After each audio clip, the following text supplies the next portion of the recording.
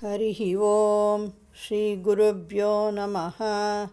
These shlokas are recorded by separating the stanza word by word for easy learning. Please share your feedback in the comment. Kindly subscribe and share to others.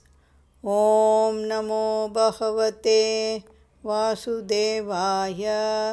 Om Namo Narayanaya. Simple meaning of Dashakam 52, Sloka 3. Through your divine power, Maya, you took the form of missing calves and the boys. You played in the forest with slings, flutes, and vessels. In the evening, you returned to Gokul in these many forms. தசகம் 52 ஸ்லோகம் 3 எளிய அர்த்தம். மாயையால் நீயே குழந்தைகளாகவும் கன்றுகளாகவும் மாறினாய். குழந்தைகள் உடையணிந்து கொம்பு புல்லாங்குழல் கொண்டு காட்டில் விளையாடினர். மாலை நேரத்தில் நீ அந்த உருவங்களிலேயே கோகுலத்திற்கு திரும்பினாய்.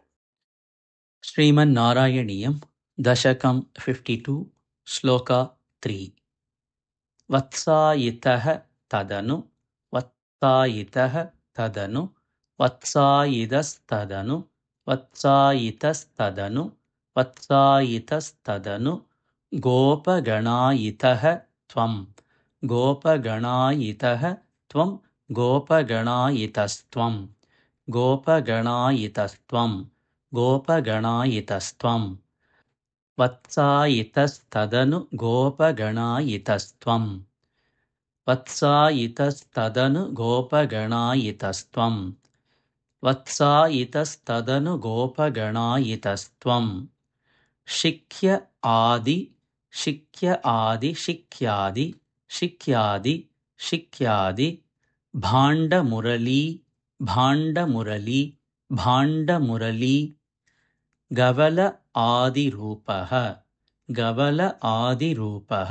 கவலாதிரூபः கவலாதிரூபः கவலாதிரூபः ஷிக்யாதி பாண்டமுரளி கவலாதிரூபः ஷிக்யாதி பாண்டமுரளி கவலாதிரூபः ஷிக்யாதி பாண்டமுரளி கவலாதிரூபः வத்சாயிதஸ்ததனு கோபகணாயிதஸ்த்வம் ஷிக்யாதி பாண்டமுரளி கவலாதிரூபः வத்சாயிதஸ்ததனு கோபகணாயிதஸ்த்வம் ஷிக்யாதி பாண்டமுரளி கவலாதிரூபः வத்சாயிதஸ்ததனு கோபகணாயிதஸ்த்வம் ஷிக்யாதி பாண்டமுரளி கவலாதிரூபः பிராக் வத் விஹ்ருத்ய பிராக் வத் விஹ்ருத்ய பிராக்வத் விஹ்ருத்ய பிராக்வத் விஹ்ருத்ய பிராக்வத் விஹ்ருத்ய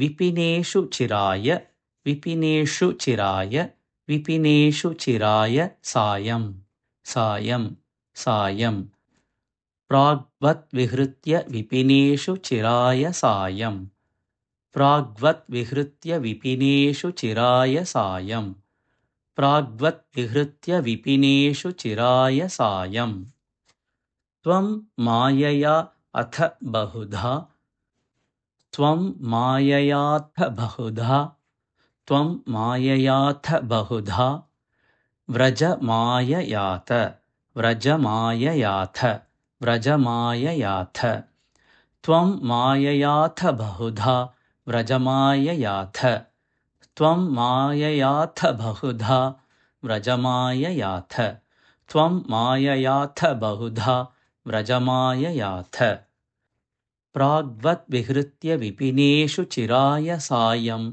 त्वं माययाथ बहुधा व्रजमाययाथ प्राग्वत् विहृत्य विपिनेषु चिराय सायं त्वं माययाथ बहुधा व्रजमाययाथ प्राग्वत् विहृत्य विपिनेषु चिराय सायं त्वं माययाथ बहुधा व्रजमाययाथ वत्सायितस्तदनु गोपगणायितस्त्वं शिक्यादिभाण्डमुरली गवलादिरूपः प्राग्वत् विहृत्य विपिनेषु चिराय सायं त्वं माययाथ बहुधा व्रजमाययाथ वत्सायितस्तदनु गोपगणायितस्त्वं शिक्यादिभाण्डमुरलीगवलादिरूपः प्राग्वद्विहृत्य विपिनेषु चिराय सायं त्वं माययाथ बहुधा व्रजमाययाथ वत्सायितस्तदनु गोपगणायितस्त्वं शिक्यादिभाण्डमुरलीगवलादिरूपः प्राग्वद्विहृत्य विपिनेषु चिराय सायं त्वं माययाथ बहुधा व्रजमाययाथ वत्सायितस्तदनु गोपगणायितस्त्वं शिक्यादिभाण्डमुरलीगवलादिरूपः प्राग्वद्विहृत्य विपिनेषु चिराय सायं त्वं माययाथ बहुधा व्रजमाययाथ वत्सायिस्तदनु गोपगणायितस्त्वं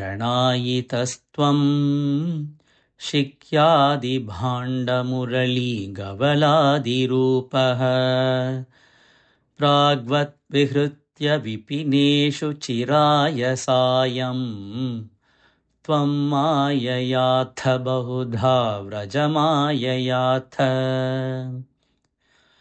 वत्सायितस्तदनु गोपगणायितस्त्वं शिक्यादिभाण्डमुरलीगवलादिरूपः प्राग्वद्विहृत्य विपिनेषु चिराय सायं त्वं माययाथ बहुधा व्रजमाययाथ